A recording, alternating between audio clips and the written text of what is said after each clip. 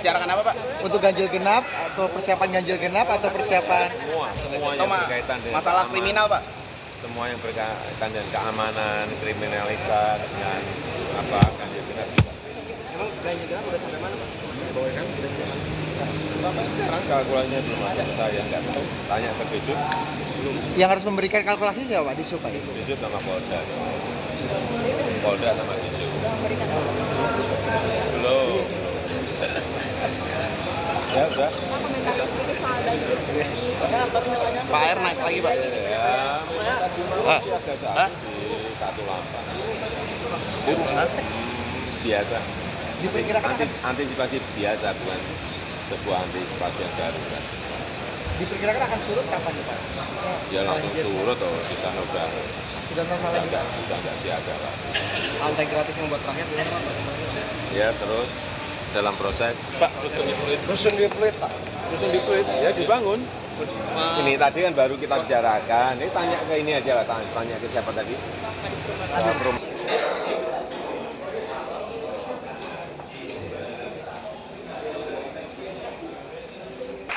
Pak Jokowi, karena mikrofonnya di sini, apa berkenan di sini, Pak? Iya, oke, ikut iya, asik. Sudah dibaca ya, Pak, memaknai kepemimpinan. Gitu ya. Assalamualaikum siang semua. Nah, gitu dong, jadi semangat dong. Jangan kalah sama Pak Gubernur. Oke. Pembicara kita yang berikut adalah Gubernur DKI Jakarta, Bapak Jokowi. Hari ini mengenakan kemeja putih. Saya sudah siap-siap merah, Pak. Ternyata selalu ya. Oke. Baik, perspektif yang diinginkan dari seorang Bapak Jokowi adalah kepemimpinan nasional yang relevan dengan para peserta Sespimti. Ini angkatan ke-21. Pesertanya ada sekitar 20, Bapak. Kami persilakan untuk menyampaikan sudut pandangnya, Bapak. Silakan. Kalau di podium juga boleh, kalau Bapak mau, terserah.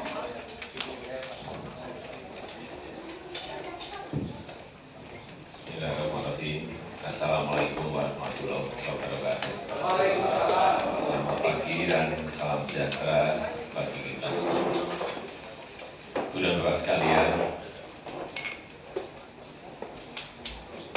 saya mungkin cerita sedikit mengenai background masa kecil saya, karena ini mungkin berpengaruh terhadap pola pikir yang saya pakai sekarang. Saya lahir di Solo, di bantaran sungai. Di rumah saya ya mepet di sungai, dan saya pindah 4 kali, selalu di bantaran sungai terus, digusur, terakhir digusur di bantaran, karena di bantaran digusur. Dan saat itu kira-kira tahun 73 digusur dan tidak diberi ganti apa-apa, sehingga ya orang tua saya bingung. Kemudian kami gabung ke saudara selama 2 tahun. Proses-proses seperti itu saya mempengaruhi pola-pola berpikir saya saat ini. Juga setelah saya jadi pengusaha, saya 23 tahun menggeluti bidang usaha ekspor untuk produk-produk kayu. Ada rumah kayu, ada mebel, ada lantai kayu. Dan tahun 2005, nggak ada hujan, nggak ada angin, saya masuk ke pilkada di Solo. Karena kecelakaan saya jadi wali kota. Jadi wali kota saat itu memang betul-betul saya nggak mikir, daripada nggak ada ininya, saya sampaikan untuk untuk alternatif, untuk tambahan pilihan bagi rakyat. Dan saya coba seperti apa saya ini di mata masyarakat. Dan saat itu juga di Solo saya betul-betul orang yang tidak dikenal, ikut dan kemudian dipilih. Yang saya tangkap saat itu, kenapa saya dipilih? Karena kelihatannya masyarakat memang sudah tidak senang dengan orang-orang yang terkenal, pengennya orang-orang yang tidak dikenal. Ya, cobalah yang ini daripada yang ini sudah tahu. Kelihatannya seperti itu, tapi saya nggak ngerti. Karena saya bukan dari background birokrasi dan nggak ngerti pemerintahan. Ya memang banyak kesalahan-kesalahan saat itu. Waktu saat itu saya dilantik hari Jumat, kemudian hari Senin langsung saya disuruh jadi inspektur upacara. Saya masuk jam 7 saat itu, upacaranya jam 7.15. Ya, saya hanya punya waktu 15 menit untuk bertanya bagaimana jadi inspektur upacara. Saya tanya ke protokol gimana itu jadi inspektur upacara, karena saya sudah hampir 25 tahun nggak pernah ikut upacara. Nggak pernah ikut upacara, apalagi ini jadi inspektur upacara. Sehingga saya tanya, gimana nanti jadi inspektur? Protokol mengatakan, saya gampang Pak. Nanti kalau Bapak sudah naik podium, nanti ada laporan ya Bapak jawab saja, laksanakan. Oh gitu, hanya laksanakan itu? Ya, laksanakan. Terus nanti kalau ada hormat ya Bapak hormat saja. Gitu, pikiran saya gampang. Terus nanti terakhir Pak, kalau udah laporan terakhir Bapak jawab aja, bubarkan. Pikiran saya gampang, wah gampang kayak gitu aja. Saya naik ke podium, saat itu udah 7.15 naik podium. Begitu komandan maju lapor ke saya, lapor bla bla bla bla. Saya jawab laksanakan. Saya agak gertak dikit biar agak gagah kan saya. Badan saya kan kurus gini, saya gagah-gagahin. Laksanakan. Dia balik. Waduh, selamat ini pertama, selamat. Nah, yang kedua yang nggak selamat. Waktu hormat, saya hormat. Wah, saya juga hormatnya juga nggak kalah dengan perwira-perwira di Polri. Ya. Saya gini, hormat, saya gini terus, kan nggak suruh lepas ini. Sudah mulai tertawa, terbahak di depan saya, sudah 4.000 peserta saat itu, saya gini terus. Wah, udah mungkin hampir 3-4 menit depan saya.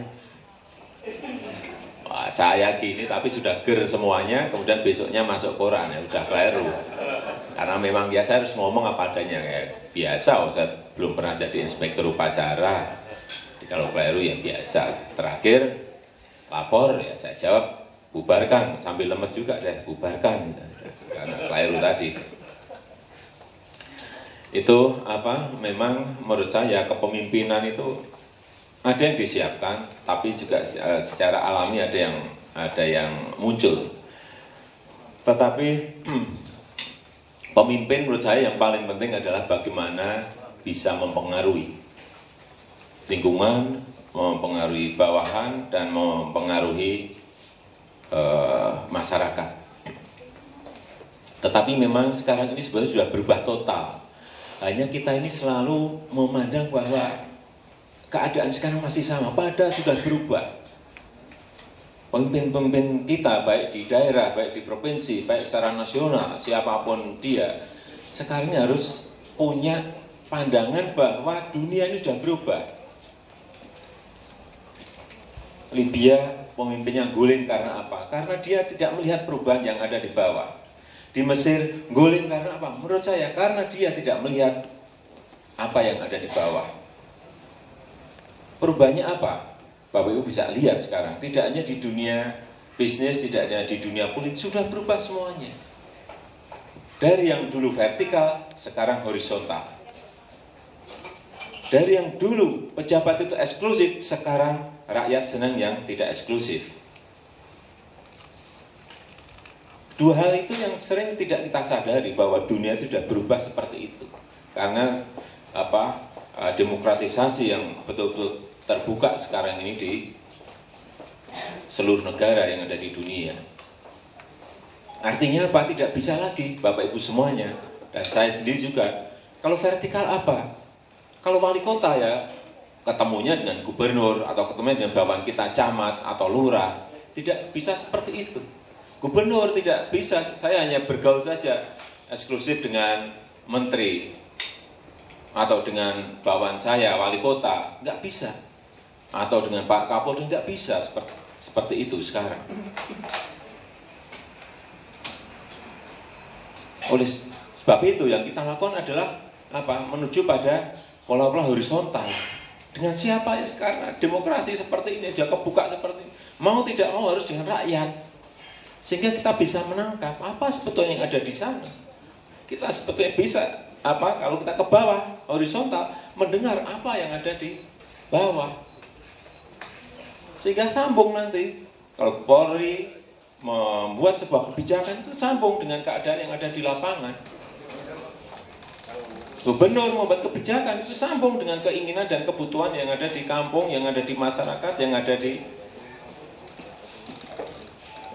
wilayah.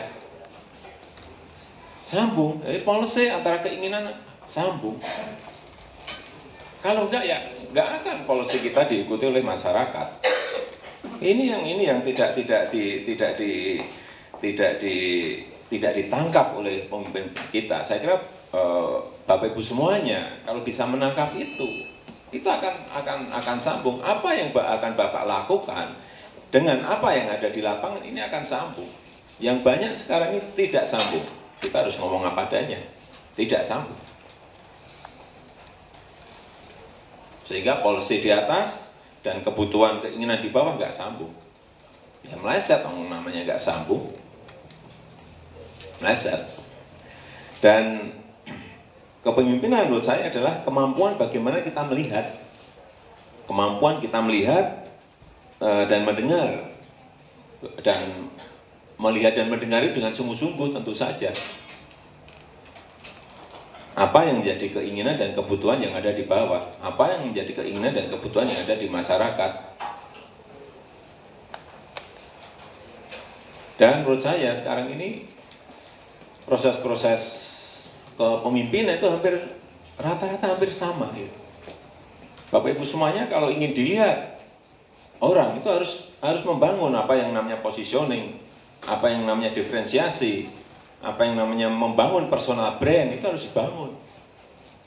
Apa bedanya Polda Jakarta dengan Polda Sumut misalnya? Apa bedanya Polda Jawa Tengah dengan Polda Jawa Timur? Harus diberi positioning, diferensiasi, dan personal brand. Bapak Ibu semuanya harus dibangun. Sehingga bisa membedakan apa bedanya Pak Agus dengan Pak Bambang waktu menjabat Kapolda misalnya. Ya harus dibedakan. Polisinya mungkin polisi nasional secara umum ada, tapi di Polda-Polda pasti punya spesifik.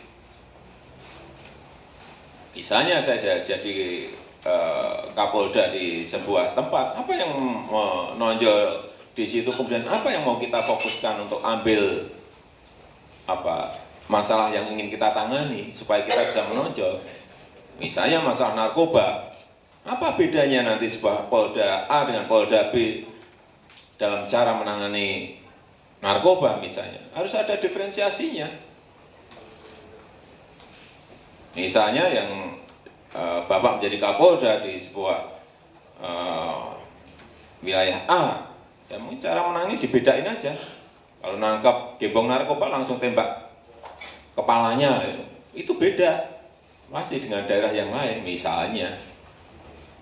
Cara-cara seperti itu saya kira akan memberikan sebuah pembeda dalam kita membangun sebuah personal brand bagi Bapak Ibu semuanya. Ini yang saya lihat tidak, kita ini selalu mengerjakan ya rutinitas. Perintah ada, ya kita memang harus ikuti perintah, tetapi tidak monoton, tidak rutinitas. Sehingga ya kalau kita lihat ya, kalau orang lihat ya biasa-biasa, apa bedanya Polda A, Polda B, Polda C, Polda D? Sama semuanya. Ya kalau kita ingin membangun personal brand, memang harus dibangun positioning, dibangun pembedanya apa. Dalam menangani sebuah kasus ada policy nasionalnya apa, kemudian diwujudkan dalam sebuah implementasi yang berbeda dengan Polda yang lain. Kemudian kembali lagi tadi ke horizontal. Oleh sebab itu dalam zaman yang kita harus horizontal, ya apapun kita harus selalu ada di masyarakat. Memang zamannya zaman horizontal, harus selalu di masyarakat. Sehingga problem-problem akan kelihatan dan Bapak Ibu semuanya akan dilihat oleh masyarakat. Karena memang kita ini bekerja untuk mereka, bukan untuk yang lain-lain. Jadi saya juga ingin menganjurkan agar Bapak Ibu semuanya ya jangan lama duduk di kantor, agar lapangan terkuasai, agar medan terkuasai, agar problem terkuasai, agar masalah-masalah terkuasai, agar persoalan-persoalan terkuasai. Tidak hanya lewat laporan, beda. Saya juga diberi laporan, dengan kita di lapangan dapatnya kan beda. Diberi laporan mungkin kita dapat 10, sekali kita ke lapangan bisa dapat 100. Akan beda. Dan dari sisi manajemen organisasi, bawahan kita juga nggak akan main-main dengan kita. Lapor Pak, jembatan, saya pernah waktu di Solo, saya dilapori ada sebuah proyek jembatan. Waktu rapat melaporkan ke saya, Pak, melaporkan pilarnya sudah selesai 9. Saya jawab saat itu, tidak, sudah jadi 14. Kamu keluar, cek, nanti kembali. Dia kembali, betul Pak, 14. Kamu nggak pernah ke lapangan, nggak pernah cek, nggak pernah kontrol lapangan. Hati-hati. Besok saya copot, saya ganti kamu kalau diulang lagi. Ini pentingnya sebuah manajemen organisasi kalau kita di lapangan. Bedanya di situ aja. Jadi sekali lagi lapangan itu perlu kita kuasai.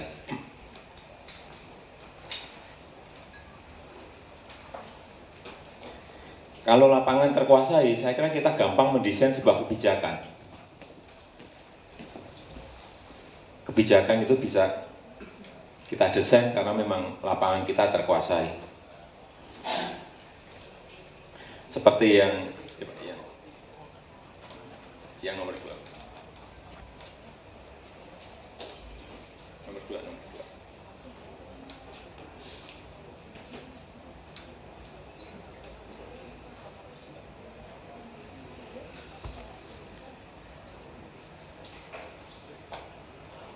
Yang ada Jakarta Pintar.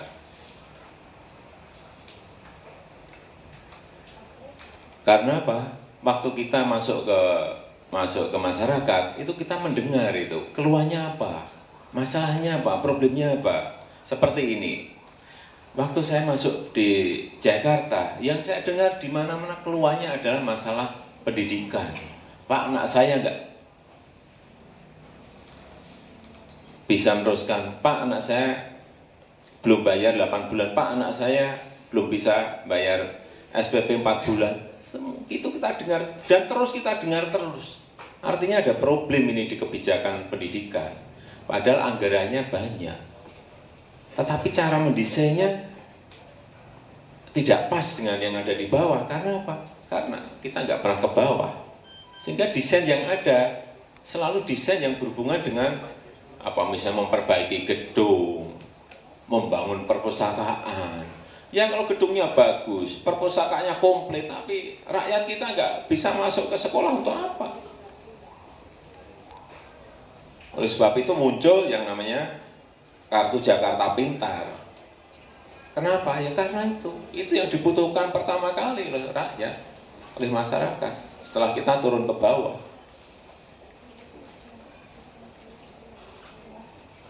Saya kira sama nanti di kepolisian juga sama. Kebutuhan yang di bawah itu memang harus sinkron dengan policy, dengan kebijakan yang Bapak Ibu ambil pada saat pengajuan sebuah anggaran kegiatan. Jadi tidak karena kita senang apa, atau karena kita menyukai apa, tidak karena itu, karena ada kebutuhan dan ada keinginan yang ada di masyarakat. Sehingga kelihatan keberpihakan kita kepada siapa kita bekerja. Kemudian ini yang selalu selalu ditulis oleh media, masalah belusukan. Apa itu sebetulnya belusukan? Ada yang mau menyampaikan, itu hanya pencitraan. Pencitraan yang seperti apa? Lalu saya sampaikan. Saya tidak pernah mengajak media untuk, waktu saya ke bawah, untuk, ayo saya ajak, tolong shoot saya, tolong buat berita, nggak pernah.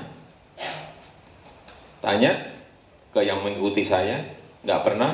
Mereka tahu kadang saya pergi kemana, nggak pernah. Mereka juga tahu saya akan melakukan apa. Tapi saya menuju ke sebuah tempat, pasti saya sudah ada data prasurvei bahwa di sana ada masalah, bahwa di sana ada persoalan yang harus saya selesaikan di lapangan, yang mungkin nanti bisa diselesaikan sehari, bisa mungkin setahun, bisa 2 tahun, tapi yang tidak saya akan mendatangi mereka. Dan rakyat itu kalau ada punya persoalan didatangi saja, itu 60% sudah 60-70% mereka sudah merasa masalahnya diselesaikan, meskipun baru didatangi, apalagi kita selesaikan. Itu mereka akan puas 100% karena problemnya diselesaikan.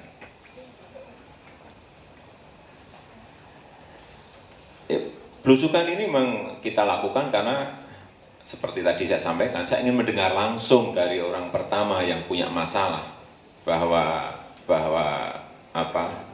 mereka memang didengar, bahwa rakyat ini merasa diperhatikan. Hanya itu aja sebetulnya kuncinya. Syukur-syukur masalahnya bisa kita selesaikan dalam waktu yang sangat singkat. Jadi kembali lagi, tidak ada istilah pencitraan, tidak ada buat saya. Saya ingin menyelesaikan masalah, saya ingin menyelesaikan problem yang ada, saya ingin menyelesaikan persoalan yang ada. Perkara itu mau di-shoot oleh media, ditulis oleh media, ya itu urusannya media, bukan urusan saya. Dan kenapa media dari waktu saya dilantik, dari pagi subuh sampai tengah malam jam 12 ngikuti saya terus? Ya karena seksi, bukan saya yang seksi. Berita, karena kalau kita di lapangan itu memang banyak hal yang seksi yang bisa diambil oleh media. Misalnya pas jalan saya kecemplung di selokan, itu buat media bagus, seksi itu. Gubernur kecemplung di selokan. Yang kecil, coba kalau kita hanya menyelesaikan masalah, dapat laporan dari dari bawahan, kemudian kita rapatkan di kantor, kita duduk, apa yang mau di-shoot oleh media? Hanya orang duduk saja, ngomong-ngomong, nggak cantik, nggak seksi untuk ditembak oleh media, nggak ada. Meskipun sebetulnya masalahnya juga sama, cara penyelesaiannya juga sama, tapi untuk media itu akan lebih bagus ditembak pada saat di lapangan. Ya itu sebetulnya kenapa media mengikuti saya terus. Karena pasti ada angle, ada sudut yang cantik untuk mereka. Untuk saya nggak ada urus. Ya urusan saya urusan menyelesaikan persoalan di masyarakat, menyelesaikan masalah-masalah yang ada, bukan untuk yang lain-lainnya.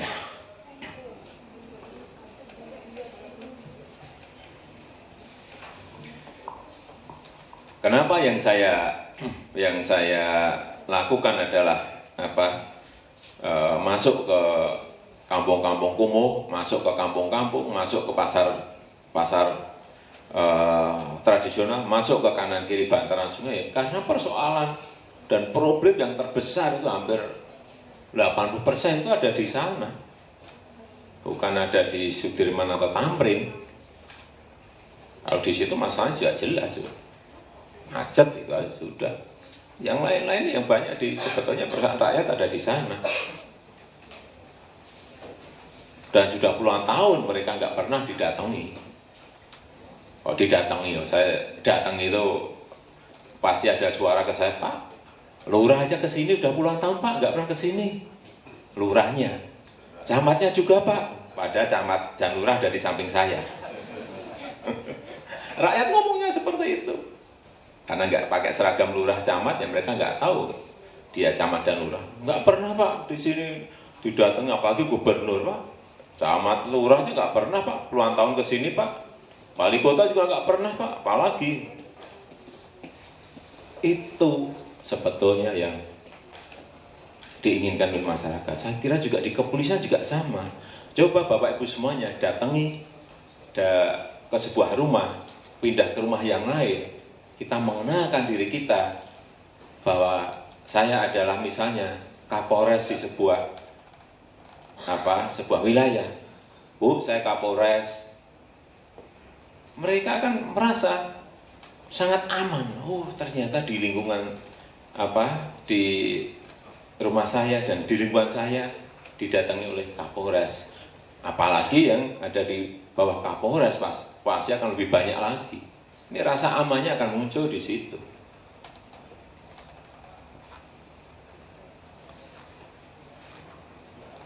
Mungkin Kapolseknya juga.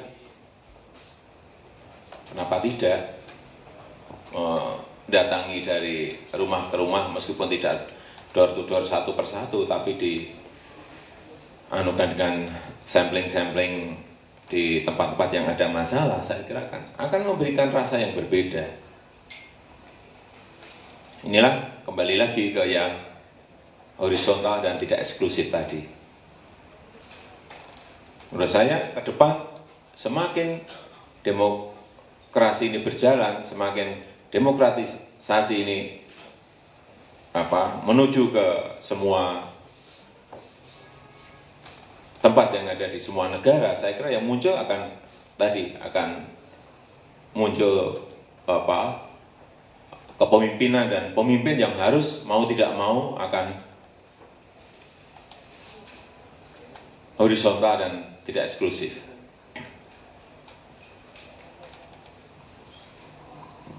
Pak Jokowi, kalau setelah Bapak banyak mendengarkan belusuan ke masyarakat, begitu ya, terus bagaimana Bapak memprioritaskan apa yang harus dilakukan terlebih dahulu? Itu nanti siapa yang melakukan itu? Karena Bapak kan lebih banyak menyentuh masyarakat. Itu kan ini kan masalah manajemen saja. Saya mendengar, saya mencatat, dan kemudian ada yang menyelesaikan. Secara manajerial dipegang oleh Wagub memang sekarang ini. Dan Wagub perintah ke dinas apa. Dan itu berjalannya bisa cepat sekali. Ini masalah manajemen. Saya kira Bapak Ibu yang hadir di sini masalah manajemen sudah ngelotok lah, sudah tahu semuanya. Sehingga cara-cara itu yang, karena di kita kan manajemen organisasinya sudah jelas. Di kepolisian juga saya kira sudah jelas. Kalau ini harus diselesaikan oleh direktur misalnya sudah ada jalurnya ya Pak. Jalurnya sudah ada. Berarti 3-4 tahun ke depan kami masih akan melihat Pak Jokowi belusuan kemana-mana begitu? Kecuali nanti 2014 mungkin sampai 5 tahun ya akan belusukan terus, meskipun orang ngomong masa tiap hari belusukan. Tiap hari saya akan belusukan, dan selama 5 tahun ini saya akan belusukan terus. Terus. Kalau 2014 Pak misalnya, karena elektabilitas Bapak kan tinggi sekali 18% begitu untuk capres, itu juga tetap sebagai gubernur atau mau disambut begitu Pak? Ngurus macet, banjir dan problem di Jakarta saja pusingnya kayak gitu, mikir yang itu. Nanti kan kalau jadi presiden anak buahnya lebih banyak begitu kan? Nggak mikir. Nggak Gitu. mikir. Konsentrasi saya tetap mikir yang ada di hadapan saya. Janji ya Pak, fokus ya untuk Jakarta tercinta ya. Kita mau ingin selesaikan masalah-masalah yang ada di hadapan saya. Jadi kembali lagi, jadi setelah itu akan muncul, akan terbangun yang namanya trust.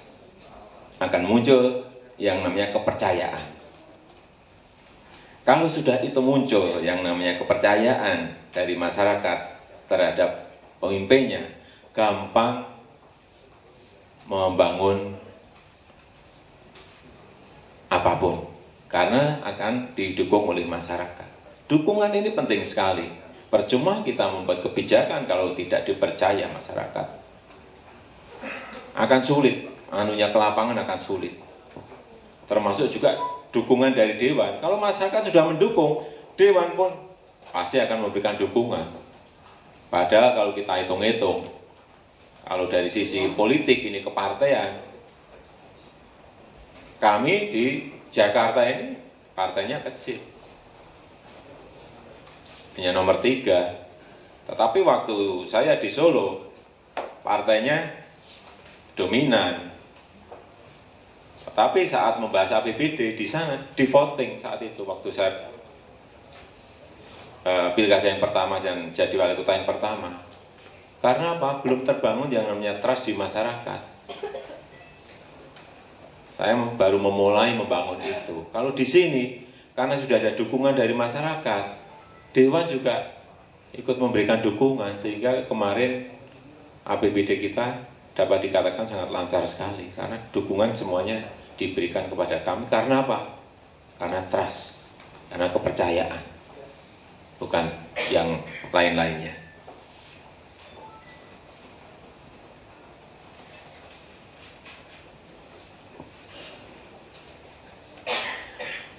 Saya kira ini terakhir, jadi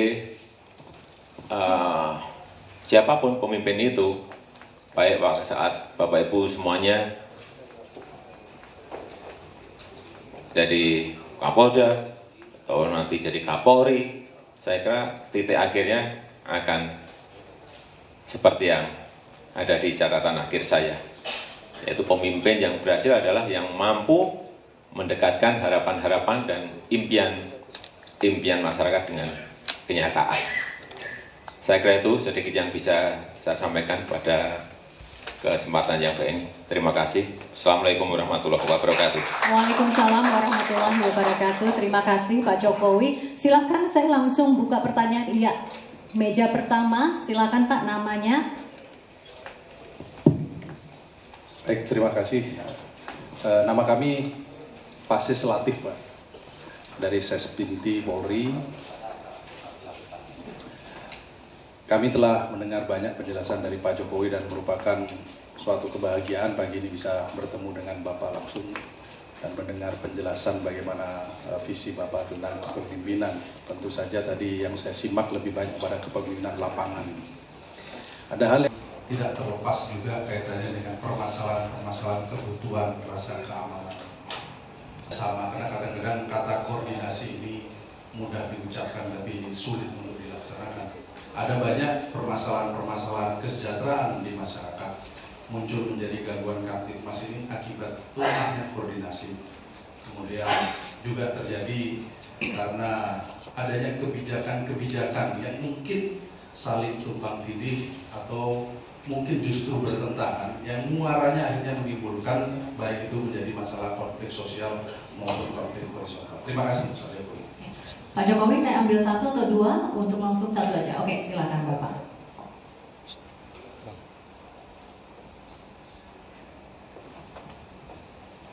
Terima kasih Pak. Jadi ya sekarang ini juga sama, setiap hari saya ketemu menteri, setiap hari juga dengan Pak Kapolda, Pangdam, tetapi jika tidak langsung ketemu muka, saya ada masalah sedikit aja kasih saya telepon, karena sekarang kan juga zamannya kayak gini, nggak perlulah kita harus ketemu formal rapat formal, saya memang tidak senang hal yang seperti itu. Ada masalah mesti saya telepon, kemudian saya ingin mendapatkan penjelasan mengenai sebuah peristiwa. Jadi memang yang paling penting memang komunikasi dengan siapapun. Saya tidak pernah merasa saya lebih tinggi. Saya kok dengan Kapolda, dengan masyarakat saya datangi. Sehingga waktu masuk ke Jakarta, saya juga langsung ke Gubernur di Jawa Barat, Gubernur di Banten, dan nggak merasa bahwa DKI itu harus lebih, juga tidak. Karena memang kita ini kan dalam proses ingin menyelesaikan masalah, dalam proses ingin menyelesaikan problem-problem yang ada, sehingga yang namanya datang ke siapapun itu buat saya sama masalahnya selesai, nggak pernah saya pikir, nggak ada masalah. Kemudian yang paling penting menurut saya, masalah-masalah yang berkaitan dengan keamanan, pendekatan yang paling benar itu memang adalah pendekatan kesejahteraan.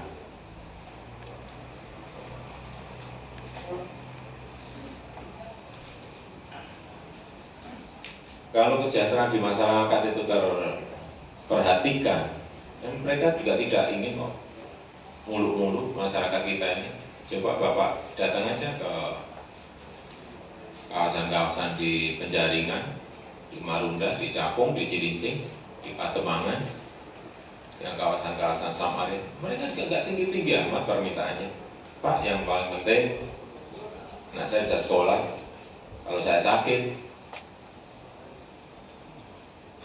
bisa ke rumah sakit, tapi tidak harta kami tidak habis semuanya. Sehingga muncul tadi kartu Jakarta Pintar, kartu Jakarta Sehat, karena memang keinginan masyarakat aja itu, kebutuhan dasar mereka itu. Dan kami juga ingin tahun ini mulai membangun rumah-rumah mereka, karena mereka juga hanya tidak tinggi-tinggi kok. Nggak pernah saya dengar masyarakat itu, Pak, kami juga pengen loh naik mobil, nggak pernah, satu pun nggak ada yang pernah saya dengar seperti itu. Nggak pernah. Artinya apa sebetulnya? Kalau APBD kita ini bisa fokus ke masalah kesejahteraan itu juga akan sama, Pak. Kan bisa menurunkan tingkat kriminalitas di sebuah kota. Artinya pendekatan kesejahteraan ini penting sekali. Dan yang menyangkut konflik horizontal, konflik sosial, itu menurut saya juga karena apa? Penanganan waktu masih kecil itu tidak terdeteksi secara cepat. Kalau terdeteksi secara cepat, kemudian segera diguyur air, dipadamkan, saya kira tidak akan menjadi membesar kemana-mana. Yang terjadi ini karena lapangan kita tidak kita kuasai, lapangan kita tidak sering kita datangi, sehingga sudah membesar dan sudah sulit dilakukan pemadaman, yang munculnya sebuah letupan besar. Saya berikan contoh, waktu kemarin ada di Cakung Cilincing, ada sebuah area kira-kira 40 hektar sudah diduduki oleh masyarakat mungkin sudah 15-an tahun, 15-20 tahun mereka di sana. Padahal itu adalah tanahnya dulu tanah negara, kemudian dikuasai oleh pengembang besar, oleh developer besar. Dan di pengadilan diputuskan ini dieksekusi karena secara hukum memang itu miliknya developer. Tapi tidak segampang itu. Waktu akan dieksekusi itulah berkumpul kira-kira 21.000 orang di kampung. Sebenarnya mau diselesaikan hanya kira-kira 7.000 menyangkut 7.000 orang. Tapi karena solidaritas jadi kira-kira 20.000, 21.000 berkumpul. Sudah mulai dari pagi, mulai rame. Tapi karena saya juga punya masalah yang lain yang harus saya selesaikan, itu saya pikir tidak begitu penting. Tetapi begitu jam 4 saya ditelepon, Pak, ternyata di TV sudah mulai bakar-bakaran, sudah memblokir jalan tol, sudah mulai bakar-bakaran. Begitu saya di-info oleh Pak Kapolres saat itu, oleh Wali Kota saat itu, Pak, ini sudah sangat genting sekali, sudah Bapak harus ke sini, harus datang karena masalah ini diberitahu. Saat itu juga rapat penting sekali, saya tinggal langsung saya meluncur ke sana. Dan benar, saya telepon saat itu Pak tokohnya, saya mau datang, tapi seluruh ban yang dibakar itu padam dulu. Jadi saya ke sana, padam, dan ya selesai masalahnya. Ngomong, ya hanya ngomong aja. Saya sampaikan ini akan saya coba carikan jalan keluar karena ini miliknya bukan milik saya. Kalau milik saya, kalau saya berikan nggak masalah. Ini miliknya developer yang secara hukum mereka sudah punya pegangan. Ya Pak, tetapi kami diberi solusi. Oke, kan kita beri solusi, tapi juga nunggu waktu. Ya Pak, yang penting kami jangan dieksekusi dulu. Oke lah, nggak akan dieksekusi, tapi juga nanti kalau kira-kira sudah ada solusi, jangan ada yang rame-rame lagi. Ya Pak, kami ikut. Artinya juga mudah Pak, hanya didatangi. Tapi itu terlambat, kita terlambat datang, kira-kira 2 jam sudah. Itu bisa melebihi Priok kemarin. Pak Kapolres sampaikan, Pak ini aja terlambat Pak. Bisa melebihi Priok. Kan berbahaya sekali. Ini keterlambatan penanganan. Kita ada apa? Kita datang saja. Hanya masalah itu aja sebetulnya. Artinya Pak, sekali lagi bahwa penanganan di lapangan itu sangat kita perlukan. Sangat penting sekali. Pak pemimpin datang hanya memberikan apa?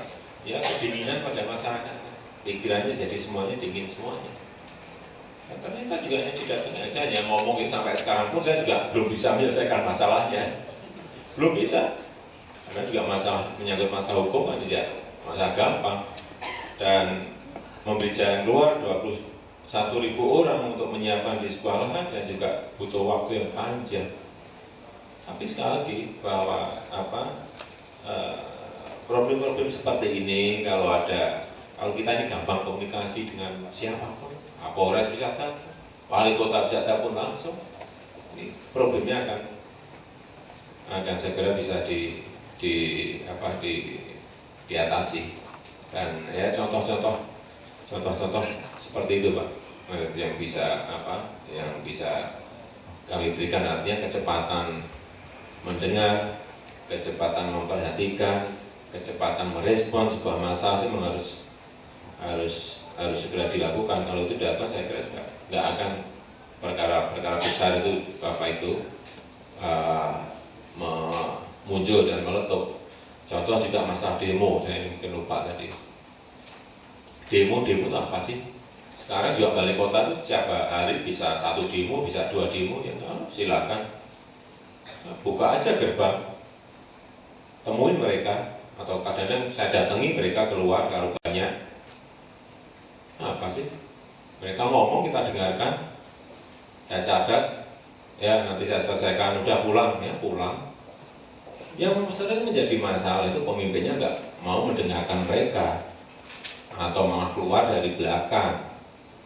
Kemudian yang suruh ngadepi aparat. Nah ini yang menjadi korban kan aparatnya. Harusnya kalau pemimpinnya itu mau temuin sudah rampung.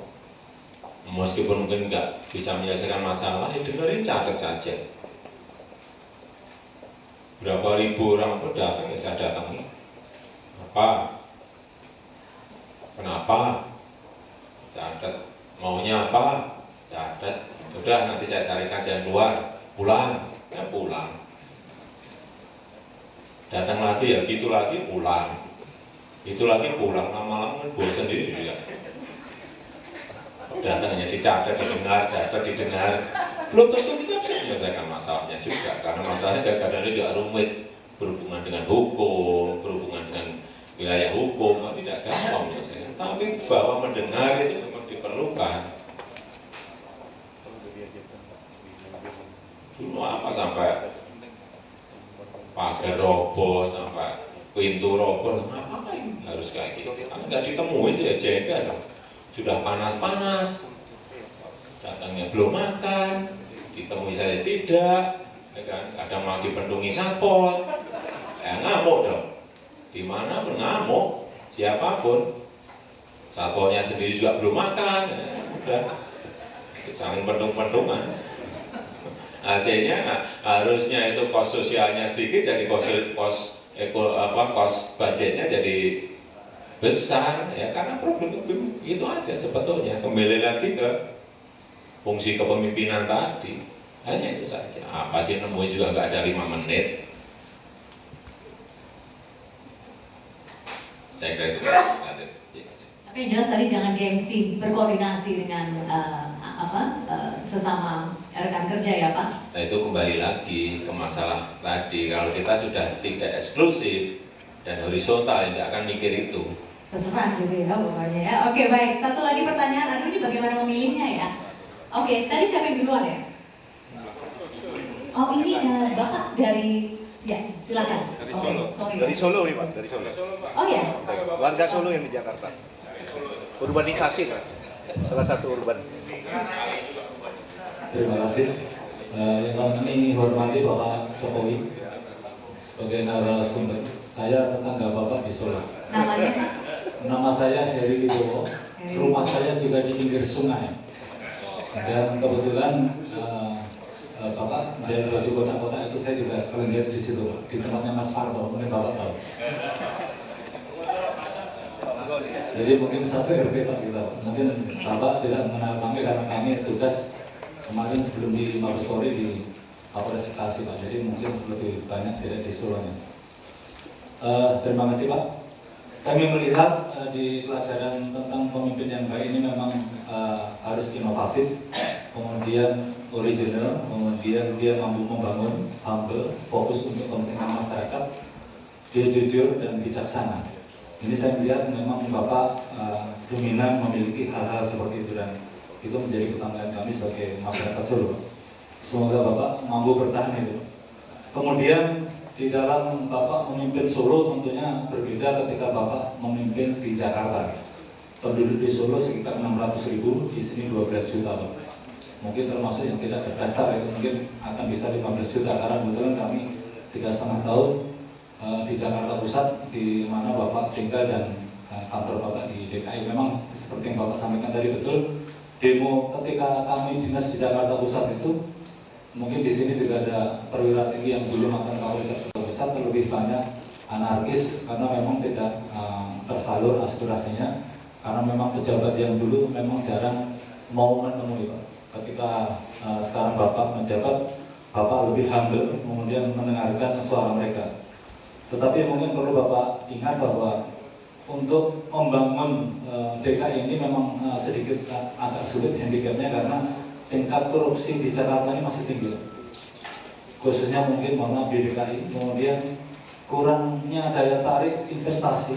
Ini berkaitan dengan buruh yang selalu demo, termasuk mungkin jaminan keamanan.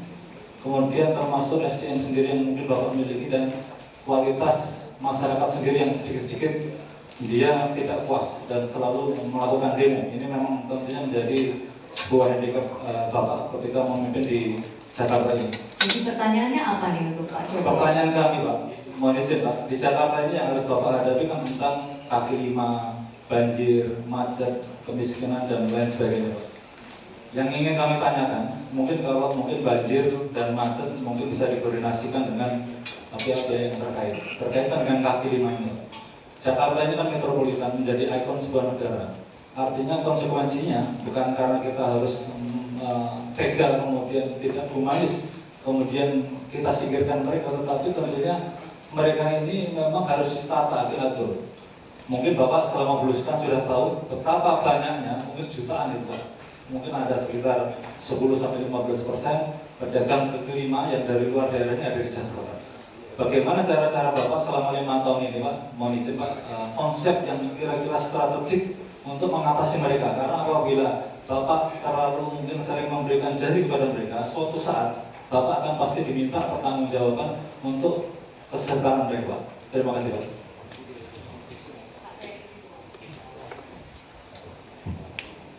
Terima kasih Pak Heri. Di Jakarta memang banyak yang menyampaikan masalah korupsi, masalah SDM kita. Kalau saya boleh menyampaikan, ya di semua tempat ini sama. Hanya masalahnya di Jakarta ini memang anggarannya kan besar sekali. Tahun ini saja APBD kita itu 50 triliun. 1 tahun 50 triliun. Bukan besar, sangat besar sekali. Kalau manajemen yang kita lakukan tidak fokus pada bidang yang ingin selesaikan, saya kira juga akan uang itu akan morat-maritan. Saya di Solo itu 5 tahun hanya pegang uang 3,5 triliun. Selama 5 tahun 3,5 triliun. Di sini pikiran saya 5 wali kota, saya katakan 5 paling paling ya 5 tahun 17,5 kan. Di sini 5 tahun nanti bisa kira-kira meloncat menjadi di atas 200 triliun. Besar sekali. Tapi memang yang paling penting adalah bagaimana mengelola, memanage agar uang itu bisa diserahkan kembali kepada masyarakat dalam bentuk sebuah kegiatan-kegiatan program. Yang kita lakukan sekarang ini di sisi pendapatan adalah mengonlinekan. Untuk mengurangi itu saya nggak ingin bicara banyak mengenai apa. Saya nggak berbicara masalah hukumnya, tetapi masalah manajemennya. Uang yang ada seperti itu kayak income ya. Mulai Januari kemarin kita sudah online kan pajak hotel, pajak restoran, pajak tempat hiburan. Ini sudah mengurangi itu. Karena kalau dulu kan hanya tulis tangan, bayar tulis tangan. Sekarang online, udah. Jadi Bapak nanti bisa lihat, klik itu hotel apa sudah bayar berapa, sudah kelihatan semuanya. Tempat hiburan apa, klik bayar berapa. Per detik bisa kita cek karena semuanya online. Kemudian juga kita lakukan tidak kayak Transjakarta, busway. Sudah kita mulai juga dengan e-ticketing. Karena apa sekarang masa zaman kayak gini pulang dari yang ini apa? Yang tukang untuk karcis masa malam-malam bawa 2 karung, gotong 2 karung uang cash. Masa masih seperti itu? Kan bahaya sekali. Keamanan lagi, perampokan lagi. Bisa bahaya sehingga e-ticketing itu sangat, ini masalah sistem, ini membangun sistem. Jadi kalau saya boleh sampaikan, Solo dan Jakarta problemnya juga sama, hanya masalah size, masalah ukuran yang berbeda. Pendekatan manajemen, nggak ada yang lain. Kaki 5 juga sama saja. Di Solo memang hanya kecil sekali. Dagang kaki 5 di sana ada 5.817 sampai apal totalnya. Ada di gang apa, ada di jalan apa, ada di kampung apa, semuanya ada. Di sini karena hitungannya sampai sekarang belum final, itu kira-kira 80.000. Berarti berapa kali lipat. Tetapi juga sama penanganannya. Bagaimana memberikan space, memberikan ruang kepada mereka. Tetapi kunci dulu. Kalau saya nanti kalau ini proses desain datanya komplit, misalnya ketemu fixnya 80.756 yang sudah ketemu, akan kita kunci. Kunci ini nggak boleh tambah, zero growth, nggak boleh tambah satupun. Baru ini ditata di kampung mana ada jumlah berapa, di gang apa ada jumlah berapa, di jalan apa ada jumlah berapa, sehingga akan kelihatan. Ini yang baru kita proses. Kemudian ditata. Penataannya seperti apa? Ya kalau sekarang yang gede-gede diberi ruang, mall diberi ruang, hipermarket ada ruangnya, supermarket ada ruangnya. Terus yang kecil-kecil di mana space-nya? Kenapa mereka bertebaran di jalan, di trotoar, di ruang terbuka hijau? Karena mereka nggak diberi space dalam perencanaan kota, dalam planning kota. Kalau mereka diberi space, tidak akan mereka bertebaran seperti ini. Sehingga fungsi kita, kebijakan kita yang memberikan mereka ruang, memberikan mereka space untuk mencari rezeki. Hanya itu saja. Kalau saya, ya kalau nanti kantong-kantong dengan program kantong-kantong PKL dan kawasan PKL, kalau itu nanti sudah tinggal dimasukkan ke sana, ke kantong, ke kawasan, ada yang siapin pasar, ada yang disiapin shelter, ya itu aja, nggak ada yang lain.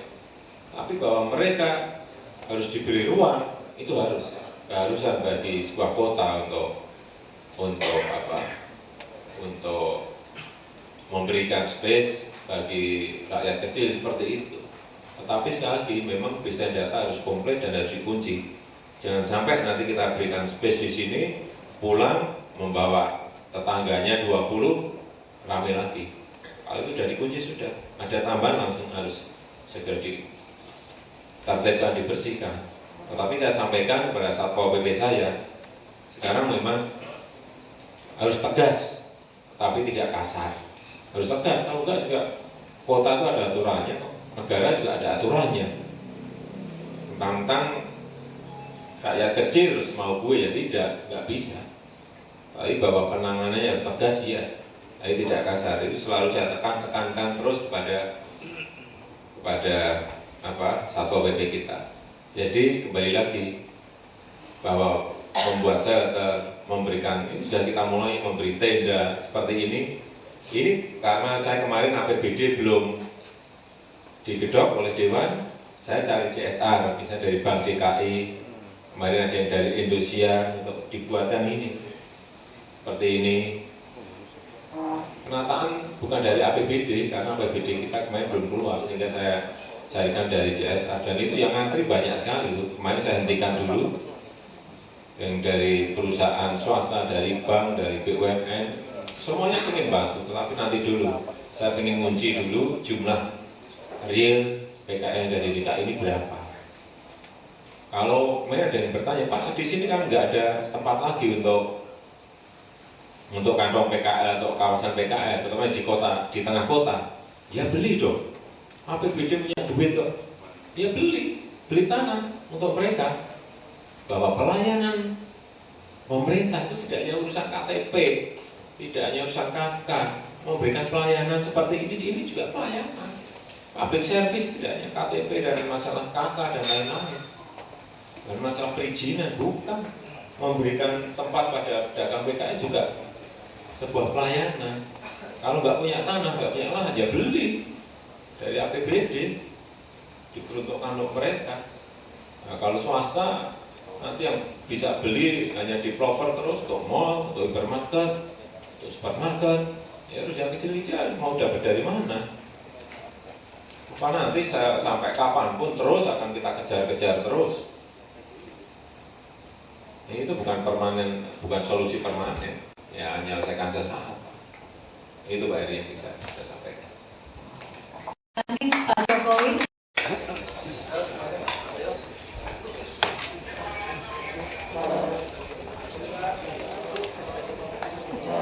Ya, silakan bergabung untuk berfoto bersama Bapak. Yang tentu jangan sampai lupa istri dan anak di rumah ya.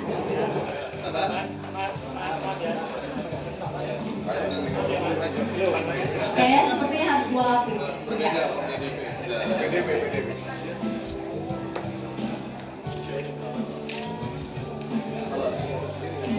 Paradigma kepemimpinan nasional juga berubah. Kalau kita, para perwira tidak mengikuti kondisi yang ada sekarang, maka jauh akan tertinggal, masyarakat akan semakin berjarak, dan pekerjaan tidak akan terselesaikan.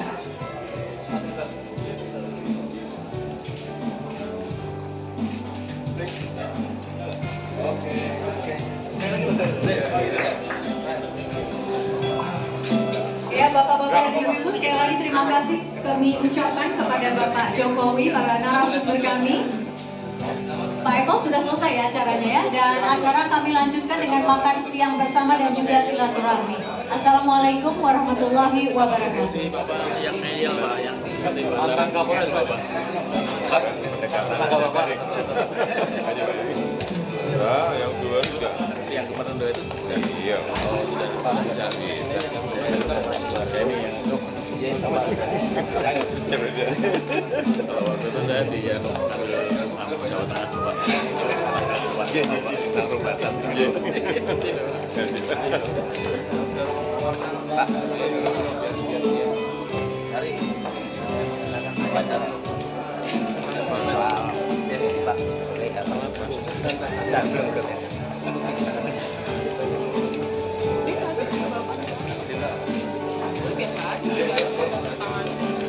Pak, jadi polisi sebaiknya sekarang mulai turun ke jalanan gitu ya Pak ya? Apa? Polisi sebaiknya ke depan lebih turun ke jalanan gitu Pak? Iya, memang akan lebih baik kalau ada di lapangan. Akan lebih baik kalau memang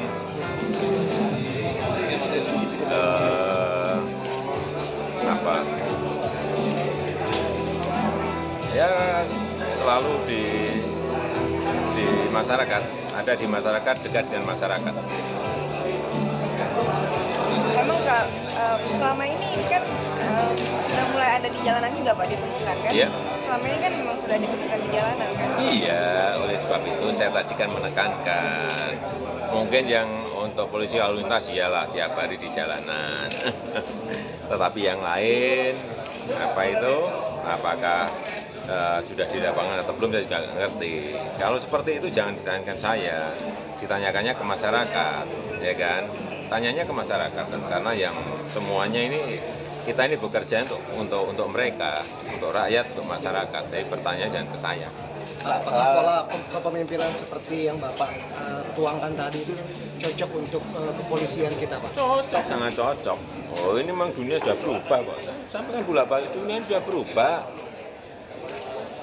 Berubah, tidak hanya di Indonesia, di semua negara. Oleh sebab itu perlunya horizontal, perlunya tidak eksklusif, karena itu sudah saya contohkan kan tadi, yang di negara-negara itu sudah berubah. Kalau enggak, kegiles oleh waktu kita, oleh zaman. Jadi gaya kepemimpinan eksklusif udah nggak laku lagi ya Pak ya? Gaya kepemimpinan eksklusif udah nggak. Ya sudahlah, dilihat contoh-contohnya kan sudah bisa dilihat, saya nggak usah ngomong lah. yang menilai itu sekali lagi masyarakat, yang menilai itu masyarakat sih, dan masyarakat ya memang ini zamannya sudah berubah, tidak hanya di Indonesia. Pak, terkait masalah keamanan ibu kota sendiri seperti apa Pak? Ya tanya ke Pak Kapolda, jangan ke saya. Pak, tadi sudah saya koordinasinya seperti apa Pak? Sudah, tadi juga ketemu tadi. Apa aja Pak dibicarakan Pak? Yang dibicarakan, yang dikoordinasi. Ya masalah-masalah keamanan, dan memang saya kira Pak Kapolda ini sekarang sudah tidak usah saya sampaikan lah tadi karena tertutup ya. Sudah sangat tegas sekali di lapangan, sangat tegas sekali. Membicarakan beberapa kasus nggak Pak? Iya, tapi tanya ke Pak Kapolda lah, karena bukan wilayah saya. Pak, terkait Bahwa itu kita bicarakan, iya. Pak, kabarnya ganjil genap masih nggak perlu pakai proses. stiker Pak, kata Bapak takut nggak efektif ganjil genap, kalau stiker nggak efektif pada ganjil genap. Ya nggak usah dibuat dong. Berarti gimana Pak, di jalanan Ini baru dikalkulasi, baik mengenai stiker, mengenai kebijakan, itu juga mengenai kesiapannya semuanya. Kalau stiker dianggap memang hitungan dari Polda memang tidak efektif, nggak usah. Harus berani. Ngapain kita buat nanti hanya untuk nambah-nambahin anggaran aja, untuk ngabisin anggaran, nggak boleh. Kalau memang dihitung, dipandang tidak, ya nggak usah dijalani. Pengawasannya gimana dong Pak? Pengawasannya gimana Pak? Kemudian nomor yang bisa diubah? Ya itu yang nanti tolong ditanyakan ke Pak Kapolda, jangan saya. Pak, itu kan loket-loket bukan bagian nomor. Penggantian nomor plat di Polda Metro Jaya itu kan juga Pak, itu gimana Pak dengan kebijakan plat ganjil? Tanyakan ke Pak Kapolda. Itu bukan tidak berada pada wilayah saya. Enggak, artinya kan itu kan bertentangan bahwa itu sudah saya bicarakan dengan Pak Kapolda, ya, tapi tolong ditanyakan ke sana, jangan ke bukan wilayah saya. Kalau stiker itu Pak sudah dikoordinasikan tadi Pak, sudah dicek. Apanya? Enggak, itu nanti di tingkat Pak Kepala Dinas dengan Pak Direktur lah. Pihak Polda udah ngasih kalkulasinya. Tadi kan Bapak mengatakan bahwa beberapa ada kalkulasi baik di Polda maupun di Apanya? kalkulasi. Ya nanti ini kan kebijakannya kan satu, nanti dari dua kalkulasi, dari dua perhitungan di Polda dan di Pemprov itu digabungin, kemudian ketemu hitung-hitungannya seperti apa, kalkulasinya seperti apa. Pak, terkait tanggapan Bapak terkait uang makan ajudan Bapak diberitakan di media gimana Pak? Uang makan ajudan Bapak yang sampai 1,5 miliar. Ada yang kemarin menanyakan ke saya masalah apa itu anggaran pidato 500, saya pidato aja nggak pernah. Nggak pernah saya pidato. Artinya 1,5 triliun itu nggak betul ya Pak? Apa? Uang makan ajudan Bapak berapa? 1,5 triliun. Saya bisa miliar. 1,5 miliar. 1,5 miliar. Nggak ya dibuka aja. Ini kan sudah kita buka anggaran kita di web. Tolong dicermati kira-kira yang nggak nalar tuh yang mana, yang nggak wajar yang mana, nanti baru saya jangan digunakan. Nah, kan hanya gitu aja kan saya nggak mungkin menguasai 57.000 item anggaran, nggak mungkin. Oleh sebab itu pengawasannya oleh masyarakat dibuka di web, buka lagi nanti di poster. Kan sudah itu cara kita. Tapi Bapak tahu nggak? Nggak tahu. Masa urusan-urusan kayak gitu gubernur urusan makan kamu yang bener aja. Kita yang makro dong. Urusan yang menyangkut saya aja saya nggak ngerti kayak pidato berapa ya nggak ngerti dong. Karena ini sudah kebiasaan dari tahun ke tahun. Dulu katanya anggaran 1,2. Baru saya tanyakan kemarin setelah ada suara itu. Ini kan sudah separuhnya Pak. Saya 1/10-nya atau seperempatnya aja juga nggak apa-apa, saya nggak pernah pidato juga. Apa saya pernah pidato sih? Paling setahun pidato 2 kali, itu pun kalau dipaksa-paksa. Saya paling nggak seneng dan nggak bisa pidato. Pak, untuk program pidato? Ya tadi udah dibicarakan, nanti mulai. Kapan? Ya ini sudah mau mulai. Ya, tadi kan uji cobanya di Pademangan 1 RT itu. ada di mana? Penjaringan sama Pademangan. Tadi ada 40-an kok 40-an. Enggak, ini yang bukan percobaan. Semuanya dicoba, hanya didahulukan yang itu. Yang 2 ini Penjaringan sama Pademangan atau Pademangan. Tapi ada 40 titik gitu Pak. 40 berapa lupa saya, 40-an. Tanya ke dinas lah, yang teknis itu tanya ke dinas perumahan, jangan tanya ke saya. Pak, untuk RPJMD nanti DPRD? 10.30 dengan narasumber Bapak Insinyur Joko Widodo atau lebih kerennya Bapak Jokowi. Presentasi yang disampaikan oleh narasumber dari 10.25 sampai 11.00. Kemudian tanya jawab oleh 2 penanya yaitu peserta latih dan peserta haribo. Perlu disampaikan bahwa pointers dari narasumber yang disampaikan adalah pemimpin yang penting adalah bisa mempengaruhi bawahan, lingkungan dan masyarakat. Kemudian pemimpin saat ini tidak lagi menjadi pemimpin yang eksklusif. Pemimpin harus mengetahui apa yang dikehendaki oleh bawahan dan masyarakat. Kemudian kepemimpinan adalah kemampuan bagaimana kita melihat dan mendengar. Dilaporkan kepada Bapak narasumber, apa yang disampaikan oleh Bapak mencakup beberapa dosen yang disampaikan terdahulu pada saat di Sespim, yaitu pelajaran perpolisian masyarakat, kemudian PDB, pelayanan prima dan segala macam Pak.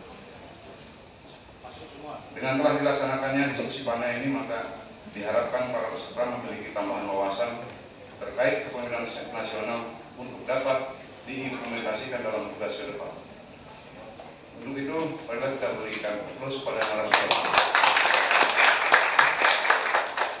Sekian, terima kasih. Wabillahi taufiq wal hidayah. Wassalamualaikum warahmatullahi wabarakatuh. Waalaikumsalam, terima kasih banyak Pak Rahmat Maulana. Baik, kalau begitu langsung saja sebagai tanda kasih, saya persilakan Bapak Nur Hadi sebagai Ketua Senat untuk memberikan cenderamata kepada